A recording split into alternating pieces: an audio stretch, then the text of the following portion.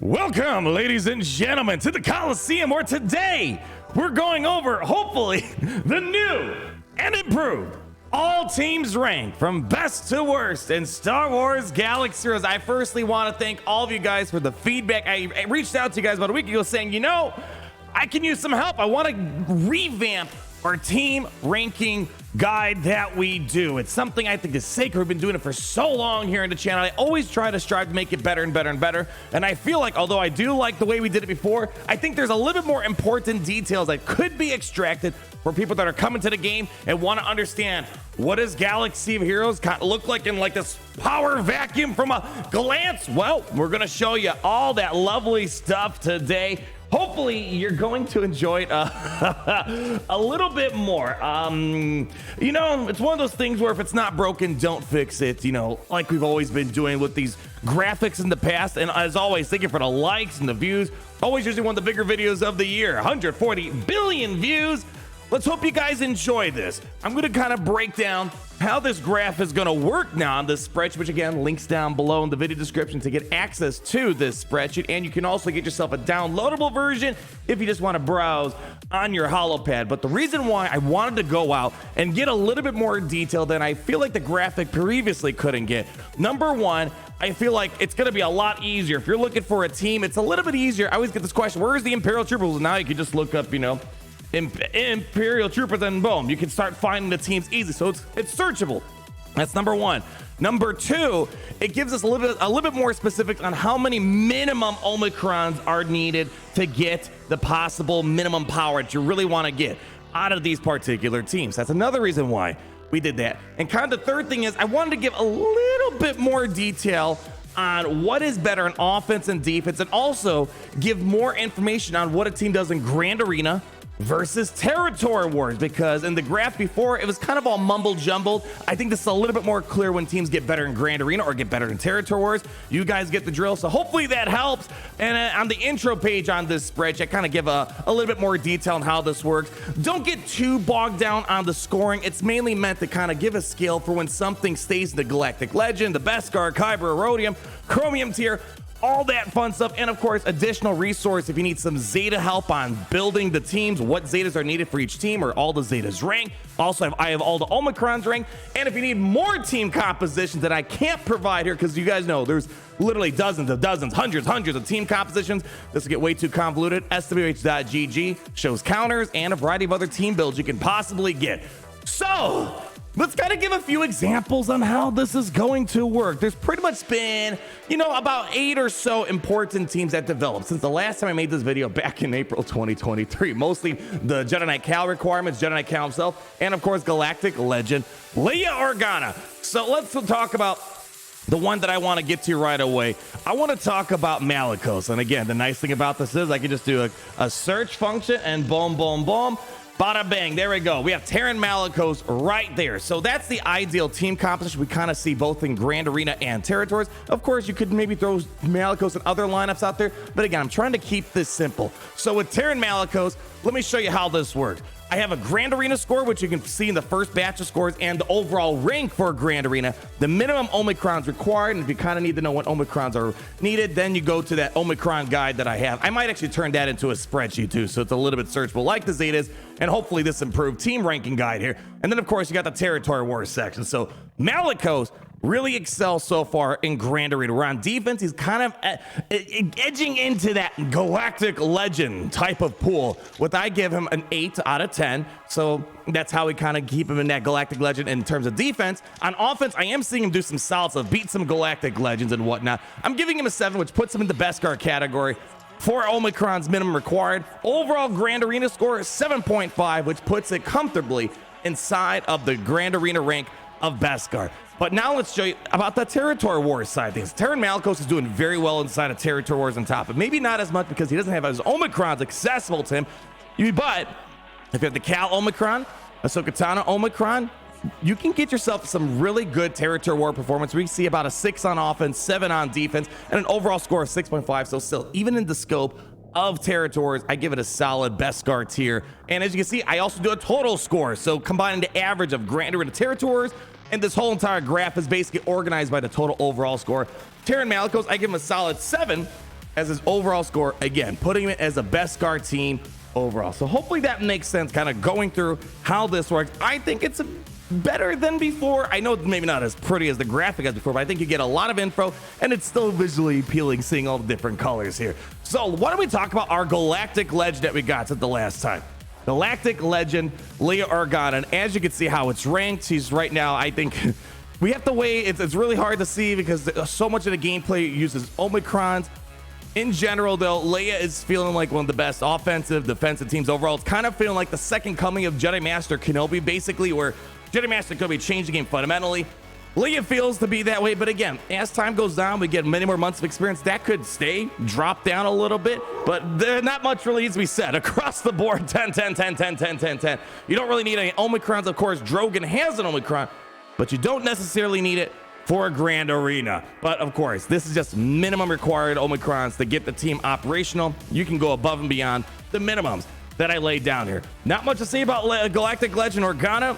Time's gonna tell in a couple more months, or right now, very difficult Galactic Legend, but of course, our community perception is a bit skewed by Datacrons, which of course, we don't want to implement Datacrons into the ranking. It gets things muddied up. And that's why I'm just putting a caveat. Leia could maybe go down to maybe like a 9, but it's really hard to see because we haven't really had much time to really experience her in a normal format. Next up, I want to talk about Jedi Knight Cal Kestis. So again, pop in the little search bar. Let's go look for Jedi Knight Cal Kestis right down here. Now, Jedi Knight Cal Kestis, there are a variety of ways to utilize this guy. You can use him with, for example, Jedi Knight Revan, Jedi Master Luke Skywalker. I am only going to be showing the Jedi Knight Cal Kestis individualized team here, but of course you might see him linger out in the Jedi Master Luke lineups up above, but here I want to focus just on him kind of creating his own team. As we know, Jedi Knight Cal Kestis, his main forte is basically making Malgus extinct on defense, and we're seeing his numbers of adoption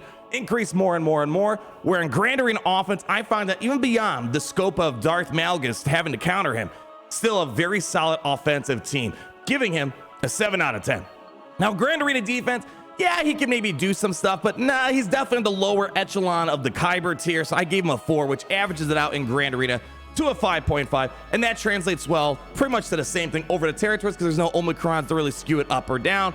And overall score for Jedi Knight Cal Kestis, 5.5. I wouldn't worry too much about the score because 5 sounds, oh, that's horrible, but really gotta remember it's a 10 to 0 when you combine all the teams onto one spectrum, so it's just a numerical value for Kyber Beskar. I think it's more important to just focus on the overall name ranks that you see, whether it's Kyber, Beskar, Erodium, and whatnot. Let's move on. Let's talk about the Scout Trooper. Now, Scout Trooper is gonna have a bigger future, but right now we are seeing that Scout Trooper is doing this for the Imperial Remnants, being a better version, an improved version of the current standard Imperial Troopers with General Veers. We gotta wait and see when Dark Trooper Moff Gideon comes to the next couple months here, but in the meantime, Imperial Remnant Scout Trooper is doing amazing work, taking down teams that normally Veers struggle against. Seer Junda, maybe even the Tuskens, usually not a problem. So Moff Gideon, Imperial Remnants with the Scout Trooper, feels like he pretty much does everything Veers can do, but better,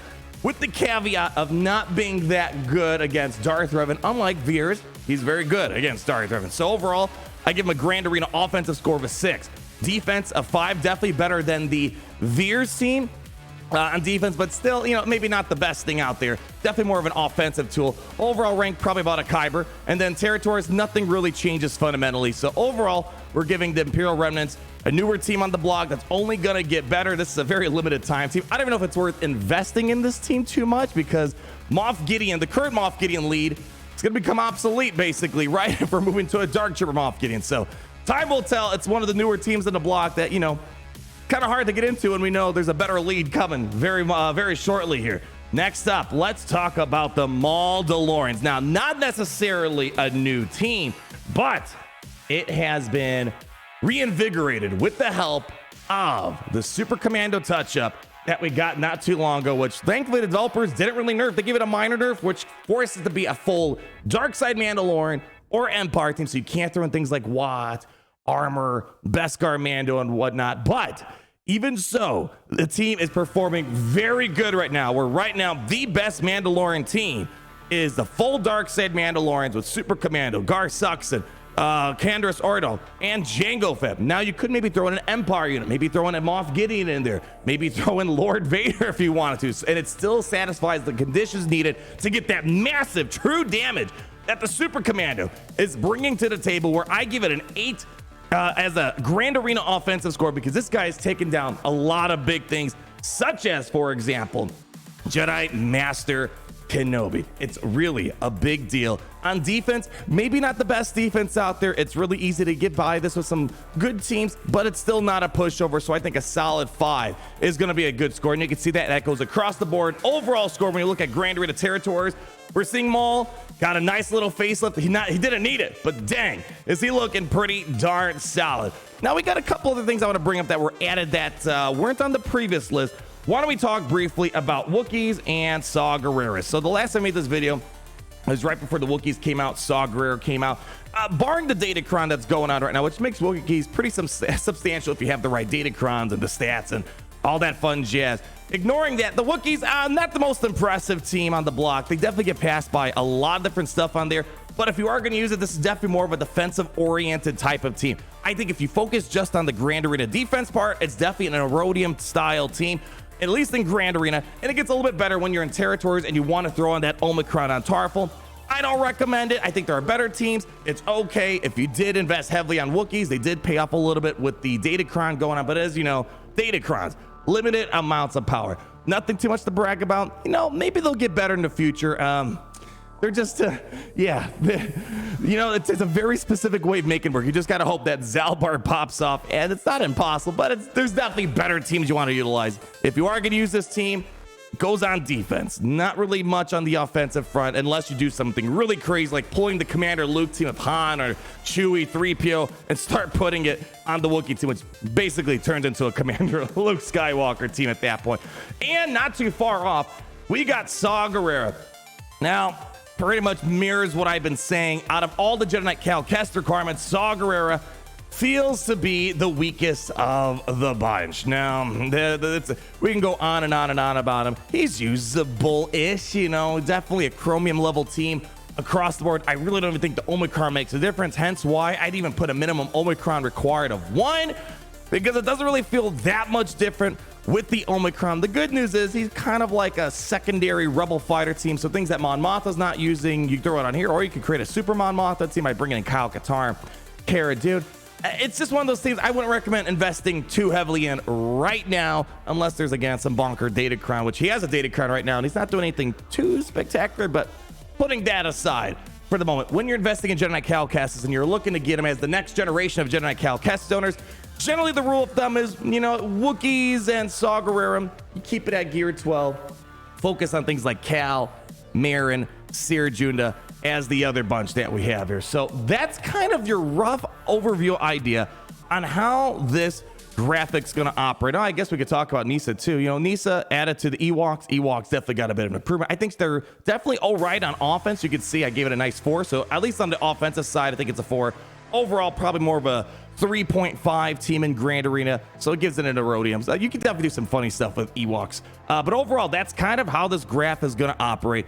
Hopefully, barring, you know, the previous graph just looking a little bit prettier, of course, I think this has a lot more detail, a little bit more nuance than the graphic before it could have had. It gives us more information on how many Omicrons are required. It gives us an understanding of how each team performs in general in a particular game mode, and whether they're a little bit better on offensive defense. What's their edge that they have? Because some teams just work fundamentally different depending on what game mode you're going. Like, look at Admiral Trench. Like in Grand Arena, I think the guy's kind of ignorable, you know, but still for a Conquest character, definitely the lower side of things, a 3.5, putting him in Erodium. And then but in territories, if you throw on the Omicron, he's definitely a bit more useful if you care about that type of game mode. And I put down the minimum Omicrons you need. And again, 5 total overall score. Anyways, I can go on and on about this. You guys let me know down below. Definitely there's gonna be more improvements that I foresee in the future, but I was like, you know what, I just gotta put this out there because I can sit here and mull over this for a long time. Maybe we'll do the 3v3 in this style. We'll also maybe add things like the raid. I don't know if it makes sense to add a Conquest tab, because Conquest is always changing and we don't know what's gonna be required, but maybe we'll add some sort of PvE thing for territory battles, raids, and stuff of that matter. Well, I'm gonna pass the ball over to you guys. Thank you all so much for coming out. Again, link down below. to access the spreadsheet, and you can also download a PDF version onto your HoloPad. Guys, as always, you guys make everything possible. You guys are amazing, trying to help me out, help our community out. It really makes me want to say at the end of the day, shoot, it's great to be in the Empire today.